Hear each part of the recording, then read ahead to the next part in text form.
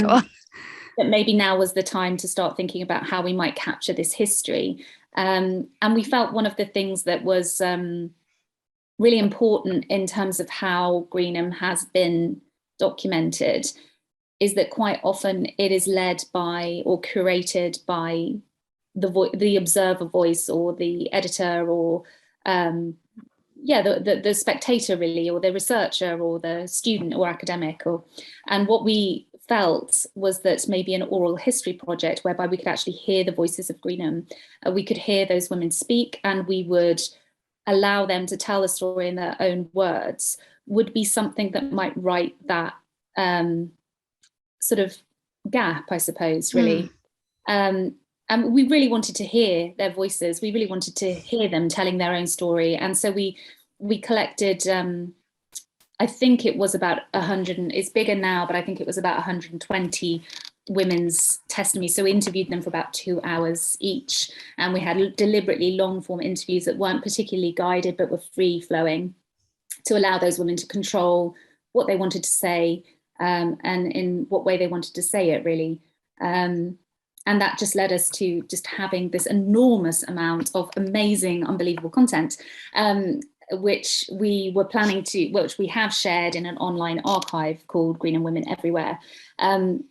We went on the radio following that, and Laura Peraheinek from the History Press contacted us and said, would you like to make this a book? And we were very much like, yes, we would. We think that's a great idea. And so the next challenge was turning that, how do we turn that content into a different medium and still try not to curate and be the voice of it, but try to allow those women to take centre stage and lead that. And that led us to the book, really. Did you want to jump in, Becca, and talk a bit about no, I agree. I mean, absolutely, I think that's a brilliant summation. I suppose the thing I perhaps could add to that is that you sort of said, why now? And I suppose the fact that it's 40 years since the camp was founded seemed like a really amazing, it would be again, we felt it was cultural robbery that people younger than us had never heard of Greenham. This was a really big motivator for us. I think I was about 40 myself when I started to realise that anyone younger than me didn't know it. And I was like, when I was made aware of the book by my friend who worked at the History Press, I was absolutely ashamed that I had no idea about what had happened. This is so sad as well, because women always say that. They always say they're ashamed as if it's their fault. It's like, no, you had it robbed from you. Yes. It's not your fault.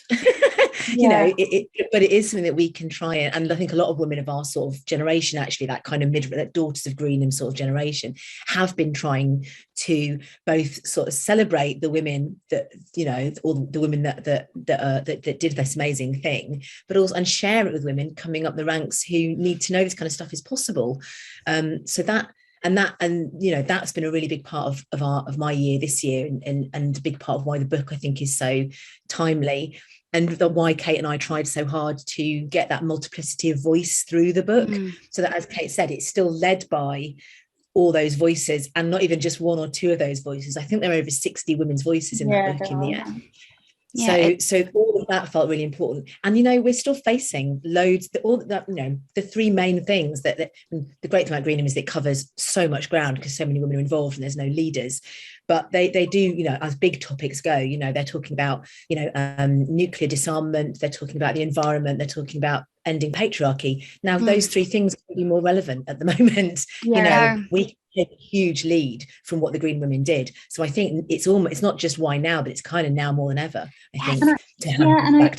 I think what the book, I was thinking about, like, we both really want this book to find its way to younger women's hands as well. But I think there's something in it for all ages, really, because I think it's not really just about one thing, as Becca says, it's about so many different huge things. It's almost a book about womanhood, really, and navigating the restraints and boundaries and obstacles of what it means to live your life as a woman under patriarchy, which we absolutely still are. So it's sort of how, it's relevant continuously, unfortunately. Absolutely. Until we smash patriarchy, which we it also very much felt like an understanding of the fact that people live under mutual oppressions. So people who were in the camps who were people of colour, like, encountered different issues than sort of white women in the camps. And then women who were sort of LGBTQ plus had different struggles than women who were maybe sort of straight. And they were all sort of a melting pot of things in the camps with different characters, and all part of womanhood and all part of oppression, but all of unique character. Yes, it's like one sort of chapter goes into detail about domestic violence. I mean, there's not a sort of one, whether you're straight or gay or black or white, you're still experiencing, women are still experiencing domestic violence on a huge scale. So, but I think one of the things that I found really interesting and really important for now, actually, about the book is about the women, is that they seem to be able to sit alongside each other in disagreement. Yeah. And we I think at the moment we're really not doing, not everybody, but I think the sectors of feminism that are really bashing heads, and of course that's important for progress, but I do think that there's something to be said about how we can come together for progress rather than and sit alongside each other and be comfortable in disagreement for the greater good. And fight a common enemy. Suze has one of my favourite quotes about this, actually. Well, that was interesting. I'm just dying to know what particular quote Rebecca was referring to. It was something about, you talked about how women could be. It was very challenging to be at Greenham, and that you'd constantly be having arguments with each other and dissecting language. And then suddenly, the armoured vehicles would come out, the crews would come out, and you would all get each other around, get your arm in arm, sit in the road together, and that was the common enemy. And you could still do that for each other, even if you just that moments before we've been discussing something very heightened, passionate disagreement. But that is absolutely true. For me, at my time at Greenham, it wasn't. I mean, I'm going to go back to two things that you said. One of those things is about race, and I actually think that one of the biggest determinators was actually class, not race.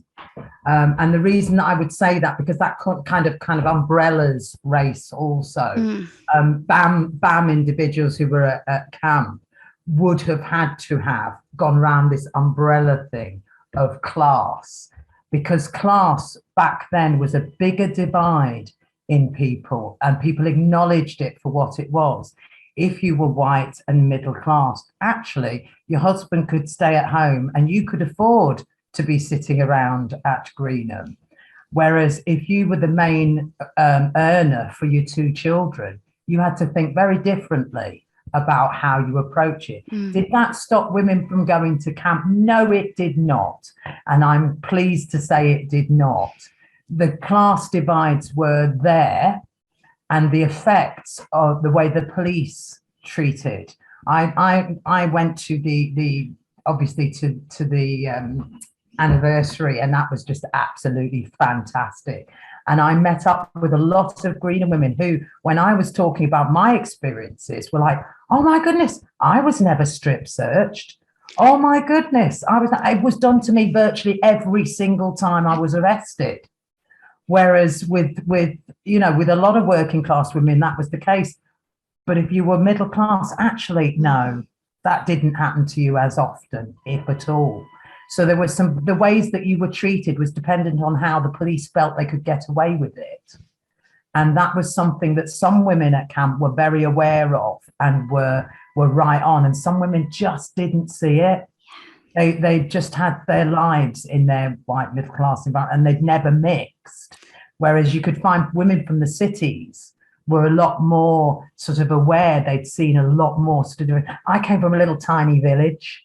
Do you know what I mean? Little tiny village. I learned my experiences at Greenham. I sat and listened to the amount of women being beaten, the amount of women living in atrocious situations. And also as well, we have to go back to, and I often constantly have to remind people, rape in marriage was no crime. And so because rape in marriage was no crime, it was rife. And so these were some of the issues that came up at camp, weren't just about women fighting for peace. They were fighting against male violence, full stop. And I think that came up quite a bit. People absolutely do not realise that something that happened 40 years ago, that these are issues, and actually that they remain issues. Yeah.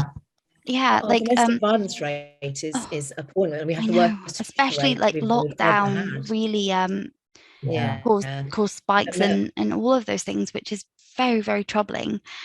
Just with an eye on time, which I hate to have when we're having such a sort of emotive discussion, but I would like to throw to the archive at the moment, just because we're speaking about experiences at camp, and I know that the Richard Burton Archive at Swansea University have a lot of wonderful archival material from the Greenham camp and from the march, etc. Because obviously we're based in South Wales. The original march started in South Wales, something that I'm extremely proud of. And I would love to throw to either Katrina or Sian to present with the material from that, and then we can continue this wonderful, fertile discussion. So Sian or Katrina, like, pop your hand up if you want to be the person that, okay, Katrina, lovely. I think I have made it possible for you now to share. So yes, lovely. Thank you so much, Katrina. There we go. Hopefully you can all see that, and my voice is coming through loud and clear. It is wonderful, Katrina. Thank you. It will be both Sian and I who will be having things to say about what we do down in the archives and what's going on with regard to particularly the Raissa Page, but sort of more broadly than that.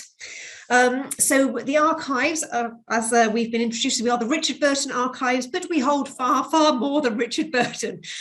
He's a tiny part of our holding, important, but a small section of it. And hopefully at some point you might be able to come and visit us if you wish to, and that's what our front door looks like. So Raissa Page, we're going to take you through two collections today, and the first is the Raissa Page. She was a self-taught documentary photographer. She sort of changed from a social work background in her 40s into photography. She was part of something called Format, which was an all-women photographic agency, and she very much prided herself on the quality of her work and the quality of the agency's work. In some of the research that's been going on, she felt that it was very important that your work was as good, if not better, than any other agency that was out there. Quality was all important, and she even did her own processing. So it was right the way through from finding what she was going to go and photograph through to actually creating the prints at the end of it. This is a lovely photograph. One of the many from her collection. So all in all, it's about 10 linear meters.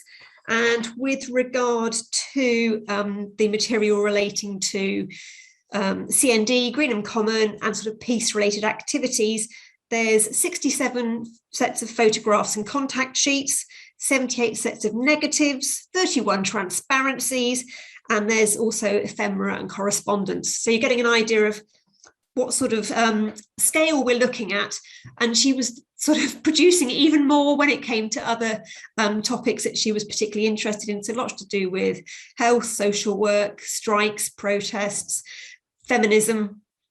There's lots in there. And at the end of this, I will pop some bits in the chat so you can follow up on links later. So this is a very good example of showing that it was all ages at Greenham. Today, we are particularly looking at it from a sort of the female perspective, but actually there were men at the protest too. As you can see on the left and the right, there's two older gentlemen just on the edges. She's very good at getting that sense of scale. So in this one, it's one of the blockades that was in place on the 23rd of September, 1984. You get that lovely contrast between the women sitting on the floor, standing, and then that police presence behind with the large gates. very good at composition, really good sets of images that she produces. And there's lots of these. This is just a small sample for you to have an idea of what she created. This is probably her most well-known image, Dancing on the Silos at Dawn. So this was on New Year's Day, 1983. This is when the women sort of cut through and climbed through the fences at Greenham, and they danced on top of the missile silos.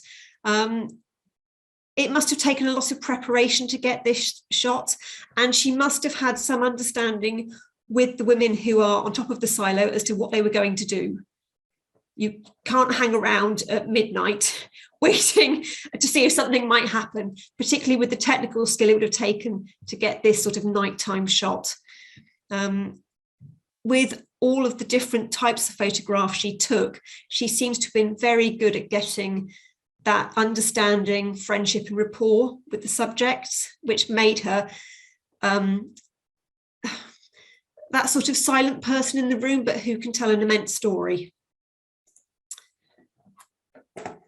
Again, as we were saying, you've got the older generations and you've got the younger generation there. So we have a child here with a mother. The caption on the photograph is "Mother and Child at a Demo, 12th of the 12th, 1982 at the Perimeter Fence, USAF, Greenham."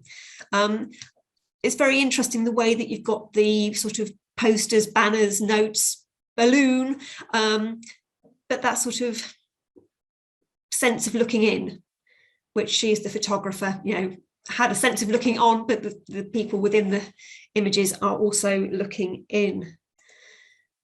The probably very well-known Protests 5 banner, and quite an animation in this photograph.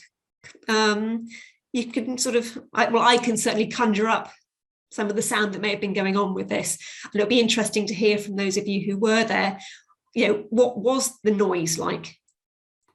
Because again, that's something that tends to be missing from the archival record. We can have pictures, we can have oral histories, which you can get these snippets of information from, but most people don't tend to think or always think about the smell, the damp, the noise, and things like that, which give it, particularly given the nature of this protest, it's a very physical experience. A slightly bedraggled looking "Give Peace a Chance" flag. But again, beautifully composed shot. It really is quite evocative, I feel it is. Again, another really good group shot that she took. So she must have been in the middle of this lot, and presumably people let her through, knowing she was there, and being willing to have their faces put on record. It's very interesting that people have used her shots to look at protest. We've even had students using them to look at fashion of the times. It's amazing how many different aspects her photographs and one particular thing can just spark off conversation. So now we're on to a different collection. As you can tell, we've gone from Raissa's classic black and white through to a collection we have with 2 albums relating to the Women for Life on Earth and the March to Greenham Common. So as has been mentioned before, this was Women for Life on Earth group was a Welsh women's organisation who walked the 120 miles to raise awareness of these sort of very large and all-encompassing issues. When they arrived there, by what I am aware of, they chained themselves to the perimeter fence and made themselves very well known. They continued to support the Greenham Common Peace Camp, and they did other marches as well, from Cardiff to RAF Browdy in Pembrokeshire. So some of that information has come from the Women's Archive Wales, which is a very good organisation, particularly interested in Welsh women's history, and they have collections dotted around the place. So this was very kindly deposited with us by Carmen Thomas, and this is a more informal view of what was going on with regard to protest. It does also show the issues you have with colour photography from the 1980s and how it deteriorates, because those colours I'm pretty sure weren't there at the time. There's some lovely images of speakers, the type of articles being used to protest, so the sort of the large scale badge, shall we say, with Women for Life on Earth in the Cardiff to Greenham. Again, you've got this idea on the left-hand photo that it's all ages there. There's it's mothers with children.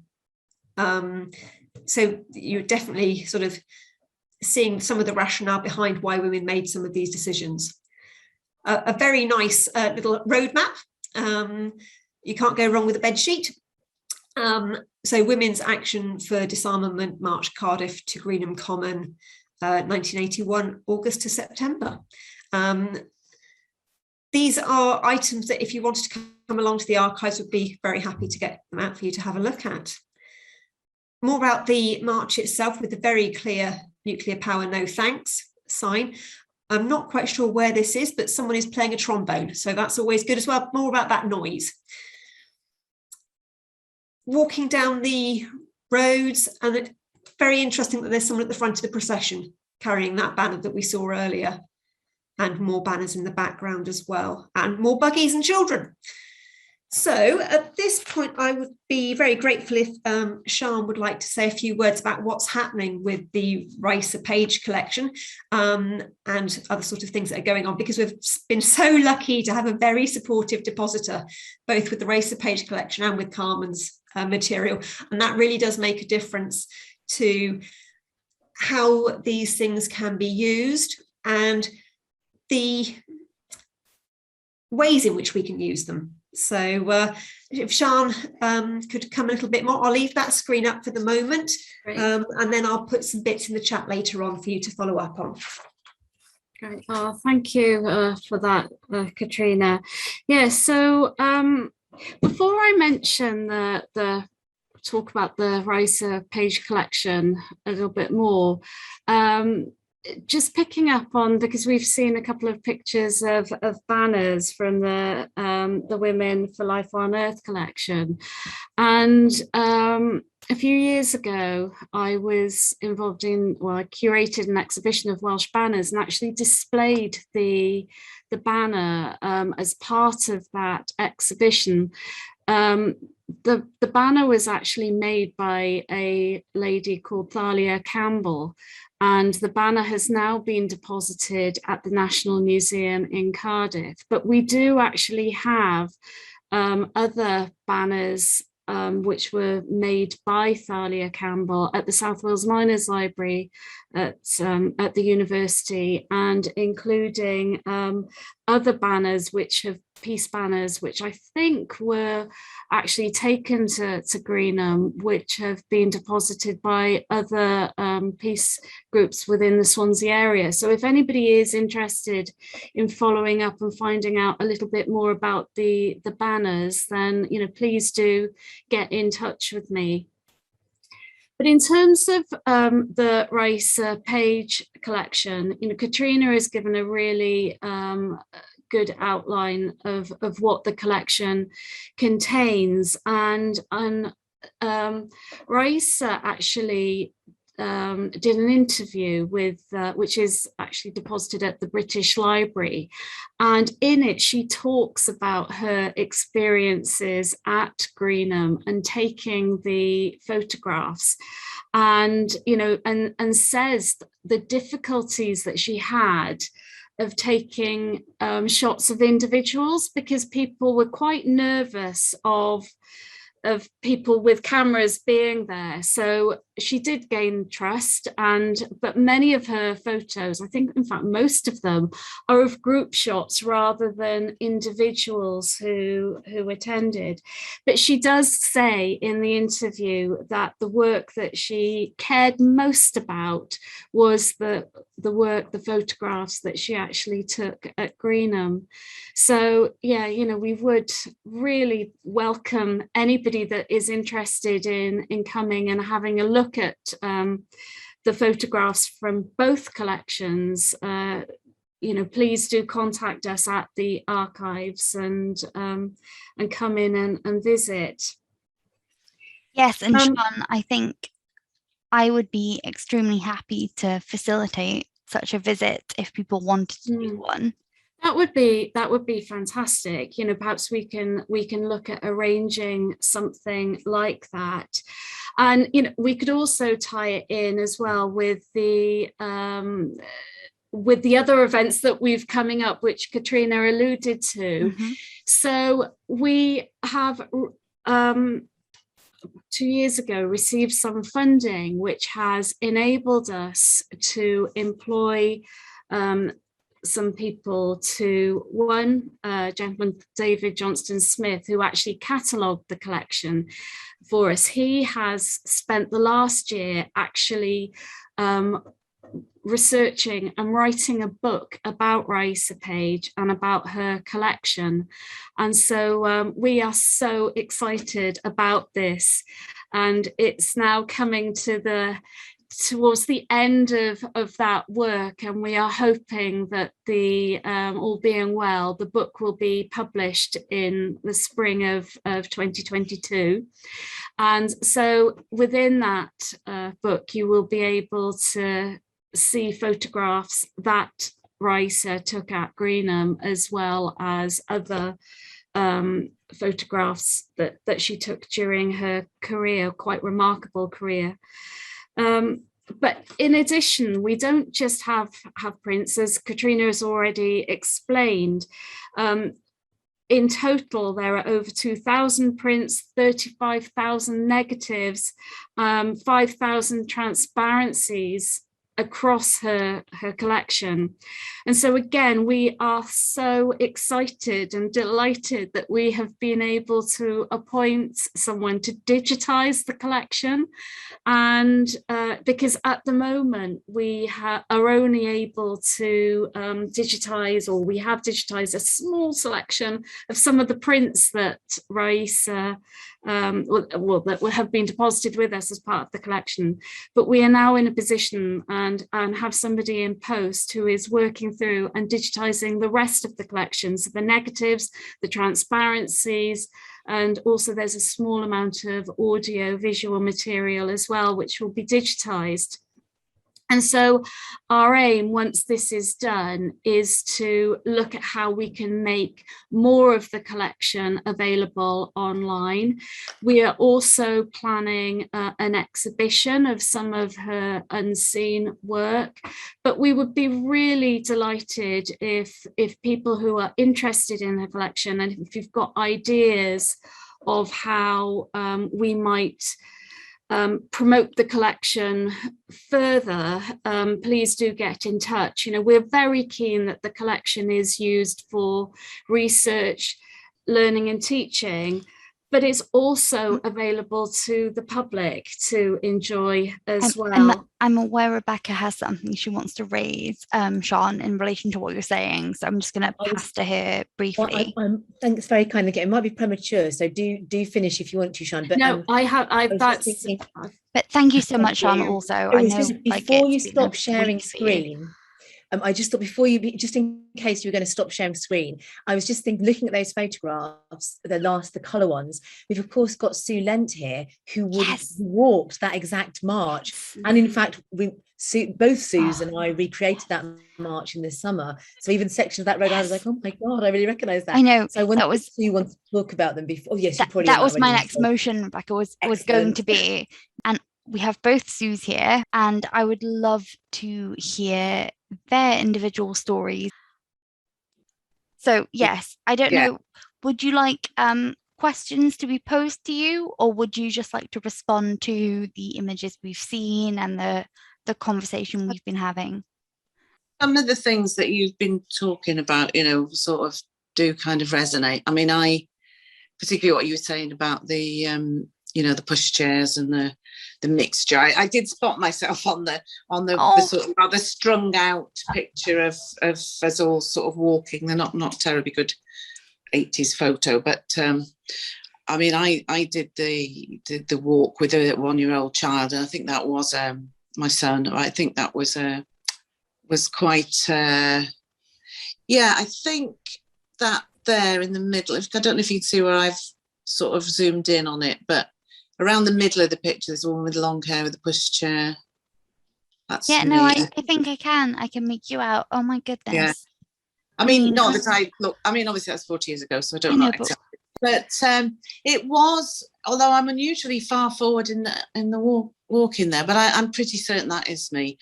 But there's one that's shown a lot actually of us going over the Severn Bridge, which is taken from the back, and my back view is on that. I have got some photos myself actually. I've never stuck them in any archives, but that picture, the one, the banner is, the banner was quite interesting, that because that banner that you showed with the route on was a hospital sheet that was donated by my friend Mary Crofton, who lived in Newport.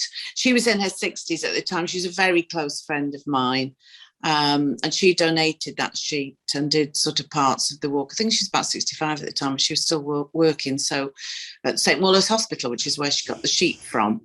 I mean, there was a banner at the front, which you've probably shown them, but the one that's got the Women for Life on Earth symbol. I don't think many women took many photos, and most of the ones I took didn't have me on them at all, which tended to be what we did. So I've got some like of Eunice. I've got a couple of Eunice Stallard chained to the railings with my son on the pictures, just sort of sat there as I'm taking the picture. But I mean, we didn't all have smartphones then. No, we didn't. So. And it's funny because I recorded, because as Rebecca was saying, I sort of wrote up a diary soon afterwards because I could feel it was going to be important, I suppose.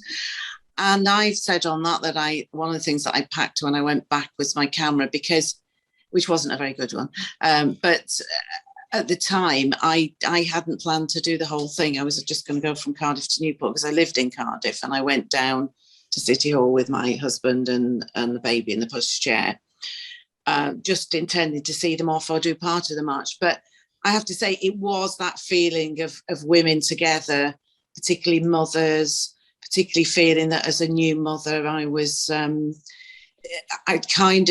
you feel slightly out of politics a bit if you've been involved in kind of, the usual kind of meetings and committees and all the rest of it. I mean, I was in my 20s, but I had been in the Labour Party for a little while, I think, then. And so for me, it was kind of to find that I could do something active because I had the support of other women, and particularly other mothers, was absolutely wonderful. I mean, you mentioned Helen John, and I've got very fond memories of Helen on the march because she was a midwife and she obviously had a nursing background, so she did all the first aid, looking after everybody and seeing if they needed anything on their feet, she was very, very, a very nice, a really nice person to have on the to have there. And Eunice Stannard, who was one of the ones that chained herself to the railings, I mean, she was in her 60s then and sort of looked after the younger women. I mean, another thing that occurs to me when you're talking about what it was like for women in terms of the position of women, but I've often thought it was very different for women then. We'd only just recently had equal pay. I didn't have any right to maternity leave at the time because it was quite difficult to get it unless you had to have worked a certain length of time. There's no option to go back part-time, this kind of thing. There was a lot of things about women, but a lot of things haven't changed, No. I mean, the sort of domestic violence, if anything, has possibly got worse. It's maybe more talked about, but a lot of the stuff that young women experience is worse, I think, than we experienced in terms of the fact that we've got obviously the internet, which we didn't have then, and pornography and stuff like that. So, I mean, I suppose the other thing is, I think generally you possibly could say that women's position is a lot better in terms of representation and the expectation that women would be allowed to do things or would be just as capable as men, because I know that Anne Pettit came up a lot across really what can only be regarded as sexism from CND at the time, who just thought, well, what's this bunch of women, who are they, sort of thing, and didn't give it serious consideration. I mean, most of the support we had and the people who helped us along the way and fed us and gave us beds to stay in and that were church groups. I mean, there was some support from individuals in peace groups and CND, but generally the organisation as a whole wasn't, you know, was quite sexist. And I know that even when the peace camp was there, I only realised recently, I think from talking to Anne and Carmen, was that that when Anne spoke at the rally in the October that year of 1980, which is when we'd marched from Greenham to London to the big CND march, she was told that she could only have 2 minutes and we'd have to walk from Greenham to London to get the 2 minutes, although she spoke for longer. And I had no idea until this year that was the case. So that shows how little esteem we had with the sort of official peace movement. It's quite shocking, really. But yeah. I mean, I don't know if you have any sort of advice to young activists. Oh, that's a big. No, I know. Whether that's towards disarmament, I mean, I think obviously the climate change is the biggest threat now. So you can obviously see parallels, and the sort of actions that are being taken. And a lot of the same themes of people marching and going on almost like pilgrimages, really, I think. That, you know, because for the COP26, there were people who'd walked, you know, the length of the country and this sort of thing. And I think it's you know, it's all good publicity. I suppose one of the things I've always said about Greenham is just never doubt what a difference a small group can make. Don't kind of think, oh, it's pointless, because everybody's actions do have an effect. I do worry a bit that some of the climate change stuff that goes on, that people, particularly, you know, blocking the M25 and stuff like that you have to have that balance. I think where Greenham was very successful was that it captured the public imagination, particularly the fact that it was women, and there was a lot of public support, and it just grew and grew. But I think it's a fine balance, because you have to keep that support. You have to take direct action to get the publicity, and obviously a lot of action was taken at Greenham, and there were lots of court cases and that. But I think we know that there were people who didn't like the Greenham women and complained about them. But overall, I think the public sympathy was with them, and that made a huge difference. I think you've always got to be kind of mindful of that in terms of political action. But no, I would always say never doubt that your action can be important. I think one thing I'm very, very interested to ask is, I know there were women at Greenham whose actions led to police action and that sort of thing, and real disruption to your daily life. And I know we have at least one speaker here who can speak to that. Like, well, I'd love to launch it on that one. There's so much to do there, isn't there? The first thing I'm going to have to say, though, before I start anything else, it's the Sue Lents who I look back at and I go, they're the giants. We all have somebody who go, they took the first footsteps. They're the ones that inspired me. So that's the first thing I would say, is we all have to have our heroes. Look back at history. Look back at history. When you are a protester, it is a mistake to think that things that have gone in the past are gone, because things that are effective can live on. Oh, if we'd have had a mobile phone back then, the trouble we could have caused. If you'd had TikTok, Sue. Oh, we would have been rocking it. But I mean, I think the thing is, what I would say to protesters now is, one, always stay focused on your cause. What do you actually want? What is the end goal? Greenham was really easy. We were women, we were strong, we were going to stay non-violent. Now that non-violent meant lots of things to different people. And you have to either decide you're all going to get along, in which case you're living on fantasy island, or you've got to see what is acceptable and what isn't. And that's what Greenham did. We had a line: violence is unacceptable. Now, we might have argued and disagreed and discussed what violence was, because is violence throwing a bucket of water? Is violence cutting the fence? Is violence? All these questions were asked and asked again. And the women that didn't want to do that didn't do it. And the women that wanted to did. And we all took responsibility for our own actions, with the idea that we had one goal in mind, and that was to get nuclear weapons out of the country. How were we going to do it? By disrupting, by causing problem in the, some women did it just by sitting at the camp. Some women did it by getting on the, well, some women the press wanted to talk to, and they engaged and got the press so that we could get information out. Some people went to local groups, went and did non-violent direct action training. There were lots of different options, and that is the beauty of action. And what I would say to any protester now is be creative, think outside the box, remain non-violent, because that will get you to your cause an awful lot quicker. But just be creative and be a bit entertaining and a bit funny, because I think women had that thing of, it's so heavy to protest and it takes such a toll on you as an individual, because it is difficult living in the dirt. It's harder to go to court and be called names and be kicked by the police down the stairs, and then go to prison and have somebody strip your clothes and look and make you bounce up and down while they look up your bits. These are all really unpleasant things, but they are all part and parcel of the way they treat you. Yes. But all I could think of during those times was, it's costing you a lot of money.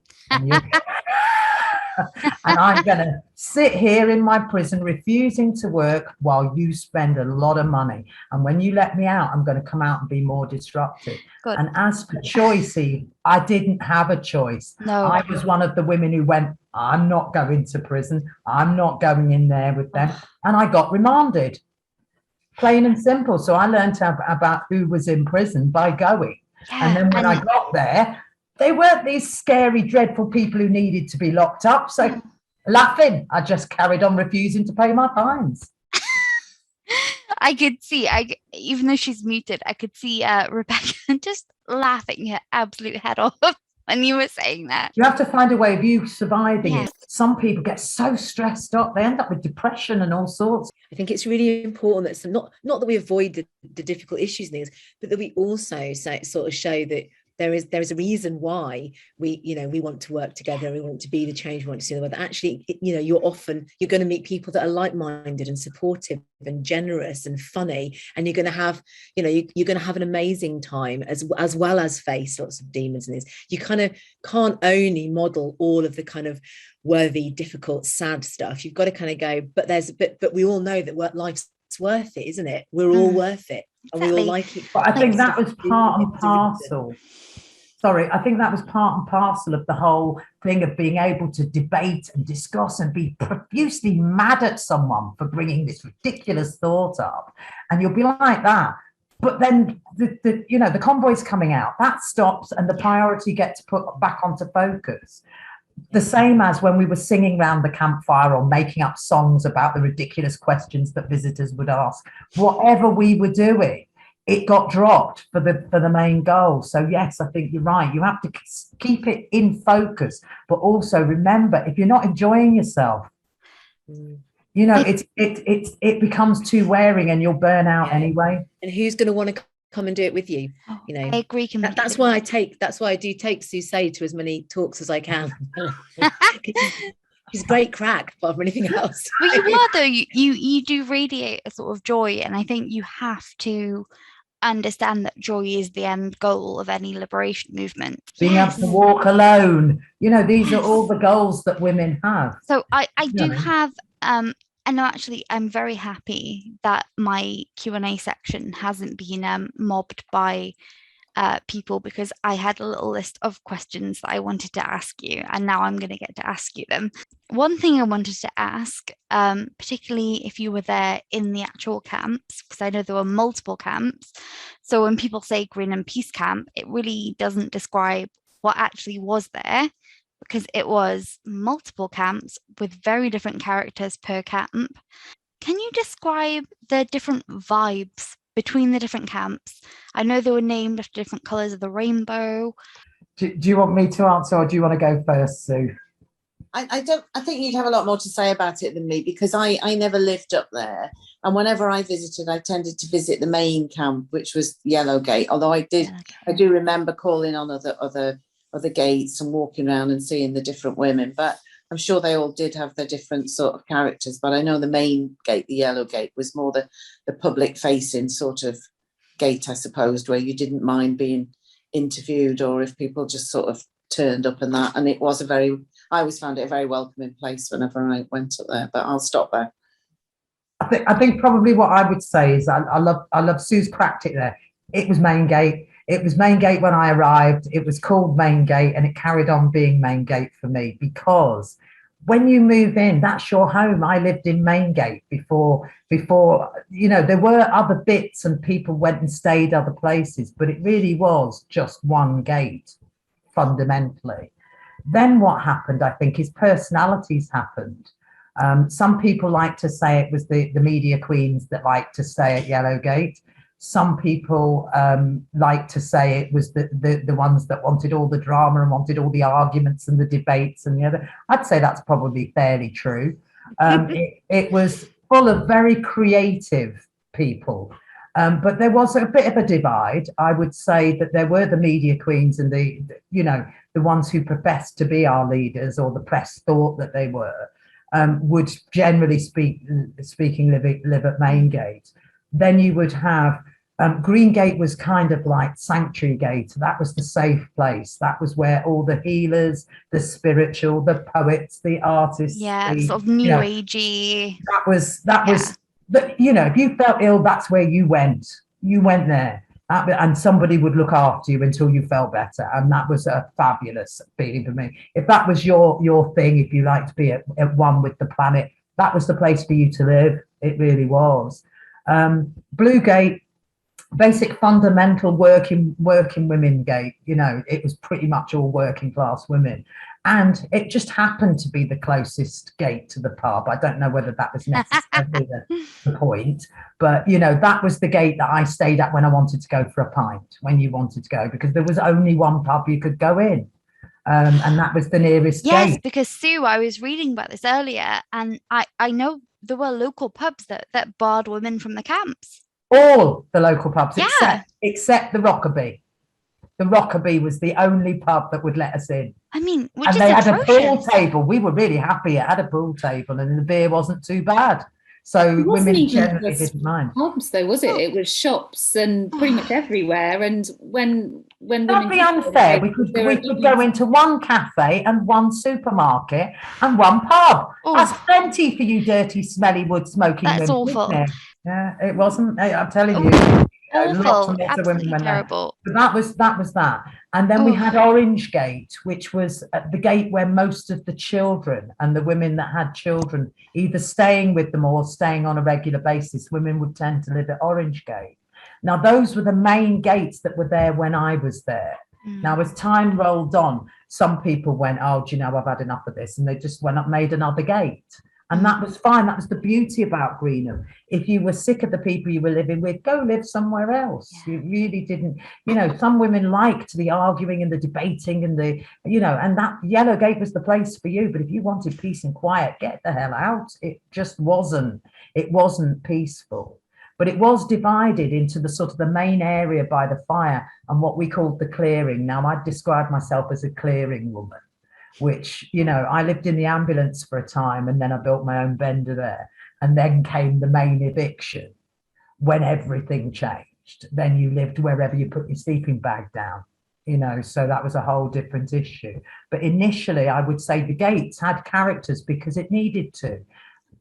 You wouldn't want to have your children and women around with big debates and bigger. I mean, this was debates. When I say debates, I mean one of the debates was why these two women had decided that they were going to add a third woman to their relationship and have non-monogamous relationship. So there was a big meeting at Yellowgate to discuss their relationship.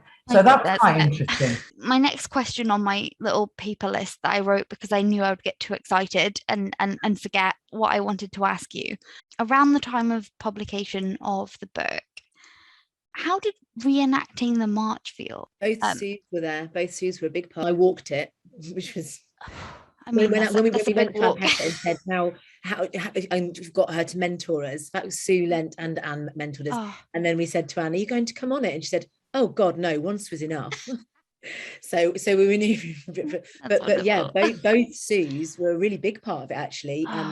Sport vehicles, and Sue Lent came and walked loads of it with us with her son as a grown up and read her diaries to us.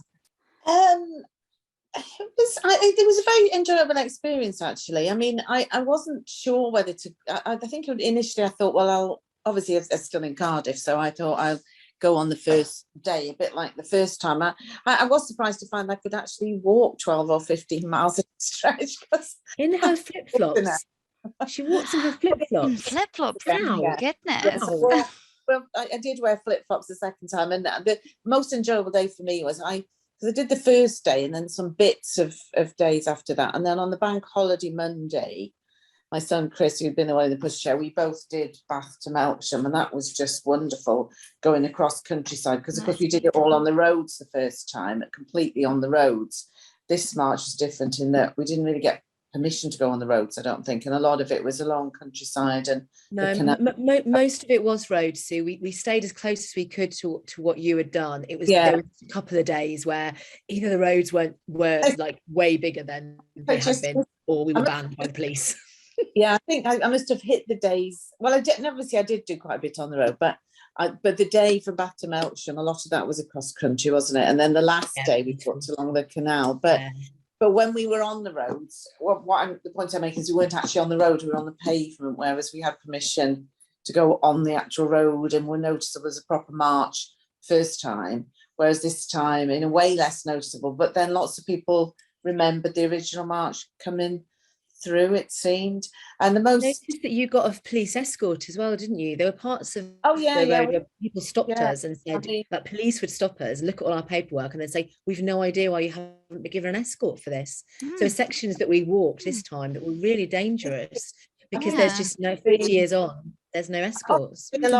Obviously a lot of work was done in arranging it both times, but I think even with marches like in the city centre now, it's much harder to get permission and get the police to okay the bits. And I know that Carmen Thomas was very instrumental all the way along and making sure if that the police made us safe, and she would do huge amount of kind of... What was also very noticeable, of course, is that the roads are much busier now. And particularly when we did the first stretch from Cardiff to Newport, even though it's along the sort of A48 and most people use the motorway, still the amount of traffic, that was definitely something that I noticed. But I found it a very good experience, and I think I do think it was because I suppose in the beginning I thought, well, is it a good idea to try and reenact it? But I think it was, and I think Rebecca and the other Vanessa and the other Becky, and all the sort of team,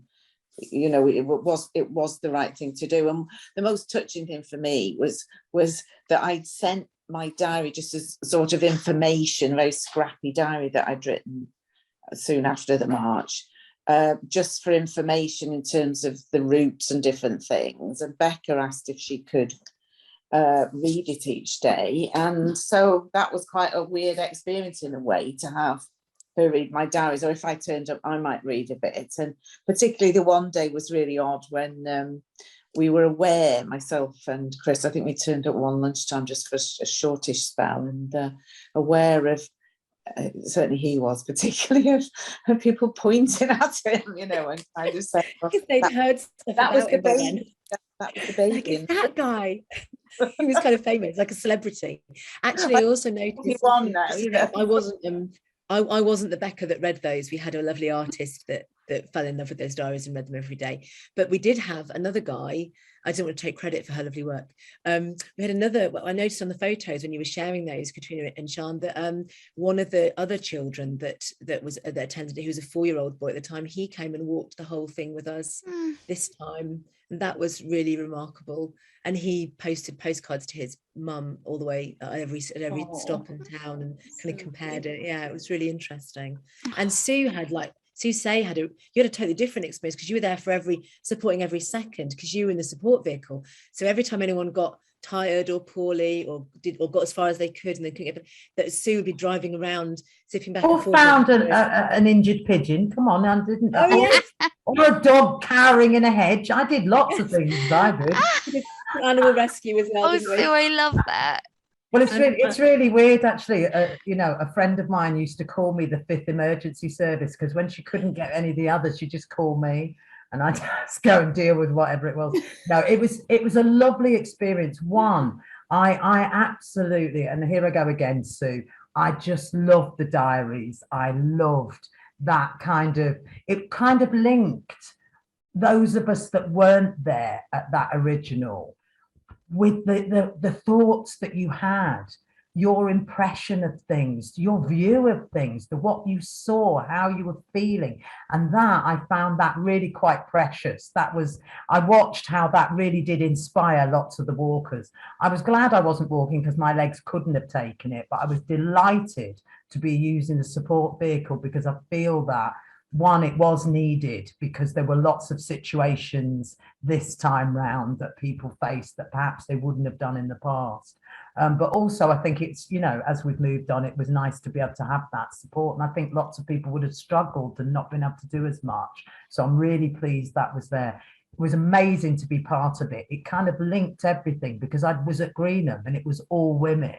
And actually, I thought the walk was quite fitting that it had the men that it had on it, because those men were little boys, children at the time.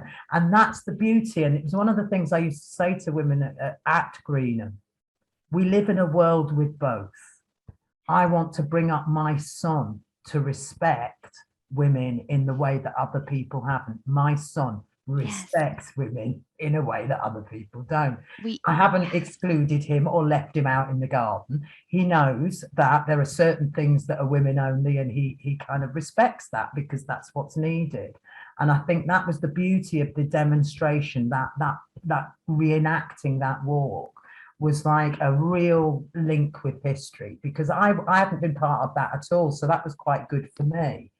But then getting to Greenham was just, it linked everything, it pulled everything together. It was just another amazing experience. So I thank Rebecca and her team for that, because this was a history being lost by the second. It was rolling out in coffin after coffin, and it was getting really sad to see the loss of all these amazing women and no archive to celebrate that. I think before we did the archive, there was a lot of stuff out there about Greenham. And I think one of the things I've really learned in my work, research, being a researcher and a writer, is that I think it's about a lot of the stuff about Greenham is sort of hidden. There's amazing archives, but you can't find them unless you're really committed to finding research. And I think that research is is activism, really. And I think as young researchers, we can go out and we can find those things that are hidden and bring them out, because the information is there.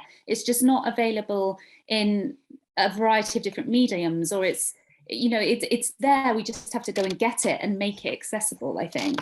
And I think that's a really important action to take as activists, actually, because some people, that's what I do, and that's what other people do it in different ways. And I think that we all have our own way of trying to get these stories heard, I think.